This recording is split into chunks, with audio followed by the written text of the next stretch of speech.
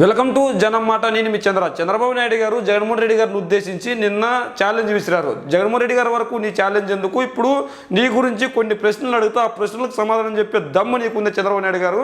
మొదటి ప్రశ్న ఏంటంటే, ఓపెన్ ఛాలెంజ్ బాబు, నువ్వు సృష్టించిన అభివృద్ధి ఎక్కడ ఉందో చెప్పు అని మేము అడుగుతున్నాం. ఖచ్చితంగా నువ్వు సృష్టించిన అభివృద్ధి ఎక్కడ ఉంది? మరి నువ్వు 5 ఏళ్ల పాలించి దిగిపోయిన రోజున ఉద్యోగులకు జీతాలు ఇవ్వడానికి డబ్బులు లేవు. నువ్వు 2014 నుంచి 2019 వరకు మన రాష్ట్రాన్ని పరిపాలించావు. మన రాష్ట్రాన్ని పరిపాలించి ఖచ్చితంగా నువ్వు దిగిపోతున్న సమయానికి మన రాష్ట్ర ఖజానా ఎంత మిగిల్చావు? కనీసం అంటే జీతాలు కూడా ఇవ్వడానికి డబ్బులు లేక ఈనాడు రాసింది. మరి ఈనాడే ఆ రోజు జీతాల పరిస్థితి ఎవరు దిగజార్చారు? నువ్వు కదా. సీఎంగా ఉన్న నువ్వు మన రాష్ట్ర ఉద్యోగులకి జీతాలు ఇవ్వడానికి కూడా డబ్బులు లేకుండా అక్కడ ఖజానా ఖాళీ చేసి మన రాష్ట్రంలో ముఖ్యమంత్రిగా పనిచేసి నిర్దాక్షిణ్యంగా ఆ రోజు ప్రజలు నిన్ను దింపైతే దిగిపోయావు.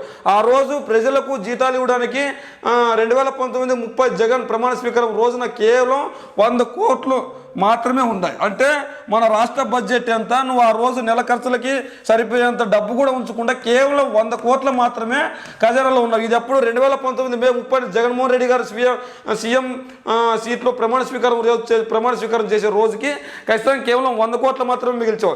మరి నువ్వు చేసిన అభివృద్ధి ఎక్కడ? మరి 100 కోట్లే మిగిల్చావు. మరి మిగిలిన డబ్బులన్నీ ఎవరు ఇస్తారు? మరి జీతాలకు కూడా సరిపోయే డబ్బులు లేవే. మరి జీతాలకి కనీసం మునుపటి రోజు జీతాలు అంటే జగన్మోహన్ రెడ్డి గారు 30 తేదీ ప్రమాణ స్వీకారం చేశారు. అంటే 1వ తేదీ జీతాలు ఇవ్వాలి, జూలై 1వ తేదీ జీతాలు ఇవ్వాలి.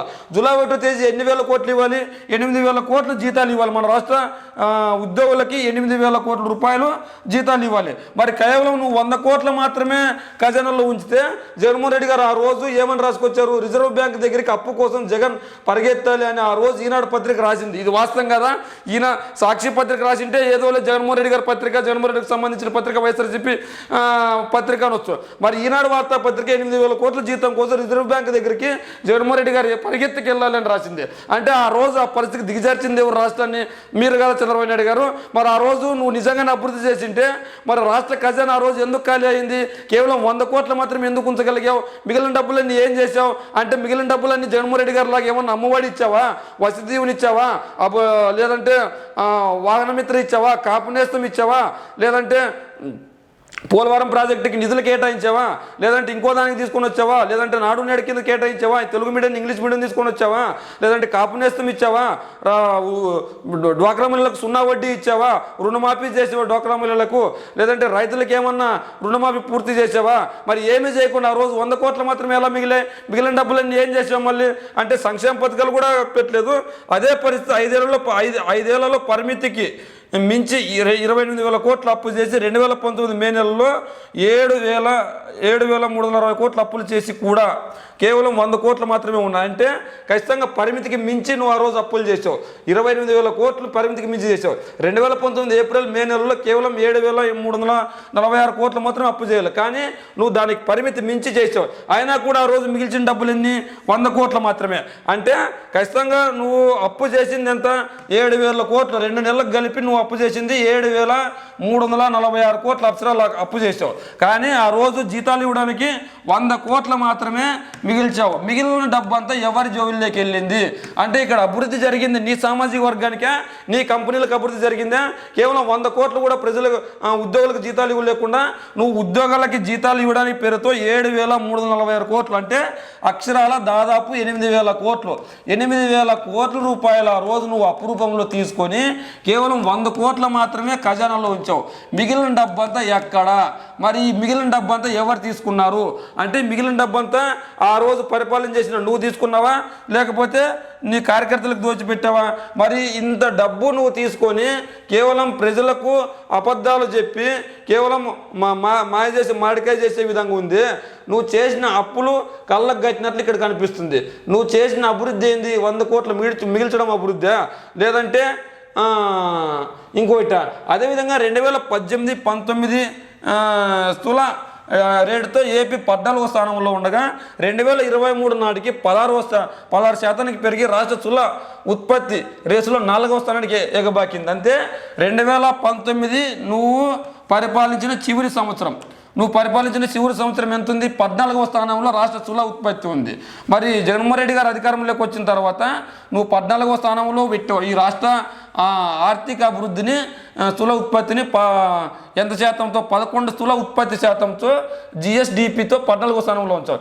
అదే జగన్మోహన్ రెడ్డి గారు 2023 నాటికి 16% పెరిగి రాష్ట్ర స్థూల ఉత్పత్తి రేటులు 4వ స్థానానికి ఎగబాకారు. అంటే మన రాష్ట్రంలో పెద్ద రాష్ట్రాలు సైతం తీసుకొని రావడానికి సైతం ఇబ్బంది పడుతుంటే మన జగన్మోహన్ రెడ్డి గారు మాత్రం 4వ స్థానానికి ఎగబాకే విధంగా చేశారు.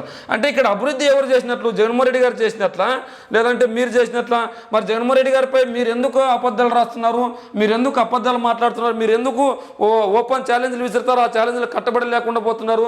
అదేవిధంగా 2019, 2020లో జిఎస్డిపిలో 22% ఉన్న పరిశ్రమలు వాటా ఇప్పుడు 23% ఉంది. ఇక్కడ మనం చూడు, 22% ఉంటే ఇప్పుడు 23% ఉంది. అంటే దాదాపు 1.36% జగన్మోహన్ రెడ్డి గారి హయాంలో పెరిగింది. మరి అభివృద్ధి ఎవరు చేసినట్లు? మీరు చేసినట్లా, జగన్మోహన్ రెడ్డి గారు చేసినట్లా? అదేవిధంగా 2019 రాష్ట్రంలో 161 స్టార్టప్లు ఉండగా ఇప్పుడు 586కు చేరాయి. వీటిలో ఉద్యోగుల సంఖ్య 1552 నుంచి 55,669కి పెరిగింది. రాజ్యసభలో కేంద్ర వాణిజ్య శాఖ సహాయ మంత్రి ఈ ఫిబ్రవరి 2, 2024 చెప్పిన మాటలు ఇవి. అంటే ఇక్కడ ఎవరి హయాంలో అభివృద్ధి జరిగింది? జగన్మోహన్ రెడ్డి గారు పరిపాలన అభివృద్ధి జరిగింది. 2019లో రాష్ట్రంలో 161 స్టార్టప్లు ఉండగా ఇప్పుడు ఉద్యోగుల సంఖ్య 1552 ఉంది.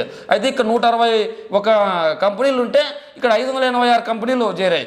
ఇక్కడ 1552 ఉద్యోగులు ఉంటే ఇక్కడ 55,669 ఉద్యోగాలు చేరాయి. ఈ మాటలు చెప్పింది ఎవరు? రాజ్యసభలో కేంద్ర వాణిజ్య శాఖ సహాయ మంత్రి ఫిబ్రవరి 2, 2024 అంటే ఇదే నెలలో 2వ తేదీ చెప్పిన మాటలు. మరి ఇంత అభివృద్ధి జరిగితే మరి మీరు ఎందుకు అభివృద్ధి జరగలేదంటూ నీ హయాంలో ఉన్న లెక్కలు, వైసీపీ హయాంలో ఉన్న లెక్కలు ఇవి. అదేవిధంగా బాబు పాలనలో వచ్చిన పెట్టుబడులు 60,000 కోట్లు. అంటే చంద్రబాబు నాయుడు గారు ముఖ్యమంత్రిగా ఉన్నప్పుడు చంద్రబాబు నాయుడు గారు నేనేదో మన రాష్ట్రాన్ని అభివృద్ధి చేస్తాను, మన రాష్ట్రాన్ని అత్యున్నత స్థాయికి తీసుకుని వెళ్తానంటే ఇక్కడికి వచ్చిన పెట్టుబడులంతా 60,000 కోట్లు. అదే 2023 నాటికి జగన్ పరిపాలనలో వచ్చిన పెట్టుబడులు ఎంత? 70,000 కోట్లు. అంటే 10,000 కోట్ల రూపాయలు ఎక్కువ. ఏ దాన్ని తీసుకున్నా కూడా ఖచ్చితంగా 1,000 కోట్లు. అంటే మనం దేన్ని తీసుకున్నా 10,000 కోట్లు. మనం దేన్ని తీసుకున్నా జగన్మోహన్ రెడ్డి గారి ప్రభుత్వం మంచిగానే ఉంది తప్ప చెడుగా అయితే లేదు. మరి ఎవరి హయాంలో అభివృద్ధి జరిగినట్లు?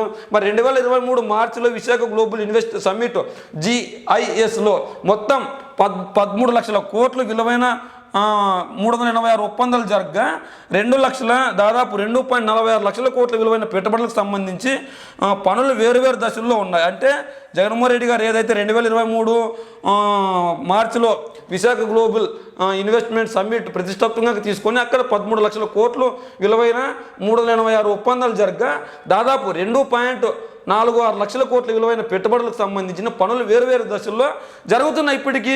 మరి ఇది అభివృద్ధి కదా, ఇది అభివృద్ధి కనిపించలేదా? అదేవిధంగా బాబు ఇచ్చిన ప్రభుత్వ ఉద్యోగులు 34,000. అంటే చంద్రబాబు నాయుడు గారి హయాంలో చంద్రబాబు నాయుడు గారు ఇచ్చిన ప్రభుత్వ ఉద్యోగులు 34,000 అయితే ఇప్పుడు టీచర్ పోస్టులు వదులుకొని జగన్మోహన్ రెడ్డి గారి ప్రభుత్వంలో దాదాపు ఎన్ని పోస్టులు ఇచ్చాడు? 2.20 లక్షల ఉద్యోగాలు జగన్మోహన్ రెడ్డి గారు ఇచ్చారు. ఇక్కడ మనం చూడొచ్చు 2.20 లక్షల ఉద్యోగాలు లక్షల ఉద్యోగాలు జగన్మోహన్ రెడ్డి గారు ఇచ్చారు. మరి చంద్రబాబు గారు ఇచ్చిన ఉద్యోగాలు ఎన్ని? జస్ట్ 30,000 ఉద్యోగాలు ఇచ్చారు. అయితే ఇక్కడ ఎవరి హయాంలో ఉద్యోగాలు ఎక్కువ వచ్చాయి అంటే జగన్మోహన్ రెడ్డి గారు దాదాపు 1,80,000 ఉద్యోగాలు ఎక్కువ ఇచ్చారు. 1,80,000 ఉద్యోగాలు ఎక్కువ ఇస్తే చంద్రబాబు నాయుడు గారు ఇచ్చిన ఉద్యోగాలు 30 లక్షలు అయితే జగన్మోహన్ రెడ్డి గారు ప్రభుత్వ ఉద్యోగాలు మొన్న వదిలిన డిఎస్సి నోటిఫికేషన్తో సగా లెక్కేసుకుంటే 2,20,000 ఉద్యోగాలు జగన్మోహన్ రెడ్డి గారు ఇచ్చారు. అంతేనా ఇచ్చిందంటే ఏపీలో గత 4 ఏళ్లలో 16 లక్షల మంది ఉద్యోగులు పెరిగారు అని రాజ్యసభలో కేంద్ర కార్మిక ఉపాధి కల్పన శాఖ డిసెంబర్ 22, 2023 ఇదే నెల గత సంవత్సరం డిసెంబర్ 22వ తేదీ 2023 చెప్పారు. అంటే ఇక్కడ ఎవరి హయాంలో అభివృద్ధి జరిగింది? నీ పాలనలో కంటే 2 ఏళ్ళు కరోనా ఉన్నా కూడా జగన్ పాలన అభివృద్ధి కనపడడం లేదా? మరి ఇక్కడ జగన్మోహన్ రెడ్డి గారు అభివృద్ధి చేయలేదు, జగన్మోహన్ రెడ్డి గారు కేవలం సంక్షేమం మాత్రమే దోచిపెట్టారని చెప్తున్నారు. నిజంగా జగన్మోహన్ రెడ్డి గారు ఆ పరిస్థితి ఉందా? మరి నీ హయాంలో ఎప్పుడే కానీ కరోనా వచ్చింది దాఖలా లేదు. కానీ జగన్మోహన్ రెడ్డి గారి హయాంలో కరోనా వచ్చింది, కష్టాలు అనుభవించారు, అందరూ పనులు కట్టే స్థాయిలో లేరు, రాబడి తగ్గిపోయింది. అయినా కూడా జగన్మోహన్ రెడ్డి గారు అత్యున్నత స్థాయికి మన రాష్ట్రాన్ని తీర్చిదిద్దగలిగారు. మీరు పరిపాలన చేశారు, 8,000 కోట్లు ఉద్యోగులకు జీతాలు ఇవ్వాలని చెప్పి తీసుకొని వచ్చారు. అయినా కూడా మన ఖజాలో 100 కోట్లు మాత్రమే పెట్టారు. మరి ఎవరు ఇచ్చేట్లు? మరి జగన్మోహన్ రెడ్డి గారు మీరు 30,000 10,000 ఉద్యోగాలు ఇస్తే జగన్మోహన్ రెడ్డి గారు 2 లక్షల ఉద్యోగాలు ఇచ్చాడు ప్రభుత్వ ఉద్యోగులు. మీరు కేవలం 1,500 మంది మాత్రమే ప్రైవేట్ ఎంప్లాయీస్ తయారు చేయగలిగితే జగన్మోహన్ రెడ్డి గారు దాదాపు 55,000 మందిని తయారు చేయగలిగారు. మీరు ఆ రోజు ఖజానాలో 100 కోట్లు మాత్రం ఉంచగలిగితే ఈరోజు జగన్మోహన్ రెడ్డి గారి పరిస్థితి ఏంది? ఈరోజు మన రాష్ట్రం ఎంత అభివృద్ధి చెందింది? మీరు 14వ స్థానంలో ఉంచితే జగన్మోహన్ రెడ్డి గారు 4వ స్థానానికి ఆర్థిక వ్యవస్థలో అభివృద్ధికి పాటుపడేవారు. అంటే జగన్మోహన్ రెడ్డి గారి హయాంలో కరోనా వచ్చినా సరే పేద ప్రజల కష్టాలు తీర్చడానికి అభివృద్ధి పనులతో పాటు సంక్షేమ ఫలాలను కూడా అందించారు. మీరు అభివృద్ధి పనులు అరకొర చేసినా కూడా సంక్షేమ ఫలాలు పూర్తిగా సున్నా చేశారు. కానీ జగన్మోహన్ రెడ్డి గారు అభివృద్ధి సంక్షేమం రెండు కళ్ళగా తీసుకొని సంక్షేమం ఒకవైపు అభివృద్ధిని మరోవైపు రెండింటిని సమతూకంగా ముందుకు లాగగలిగాడు. అంటే ఇక్కడ మీ పరిపాలనలో కంటే జగన్మోహన్ రెడ్డి గారి పరిపాలనలో మన రాష్ట్ర అభివృద్ధి అత్యున్నత స్థాయికి చేరింది. ఖచ్చితంగా ఏపీ ప్రజలు జగన్మోహన్ రెడ్డి గారి అభివృద్ధిని సంక్షేమాన్ని చూసి 2024 ఎన్నికల్లో ఓటు వేస్తారు. మీరు అభివృద్ధి చేయలేదు కాబట్టి 2019 ఎన్నికల్లో మీకు ఓటు వేయలేదు, 23 సీట్లకే పరిమితం చేశారు. మరి జగన్మోహన్ రెడ్డి గారి ప్రభుత్వంలో అభివృద్ధి జరిగిందా? టీడీపీ అధినాయకుడు చంద్రబాబు నాయుడు గారు ఆ కాలంలో అభివృద్ధి జరిగిందా? మీ కామెంట్ రూపంలో తెలియజేయండి.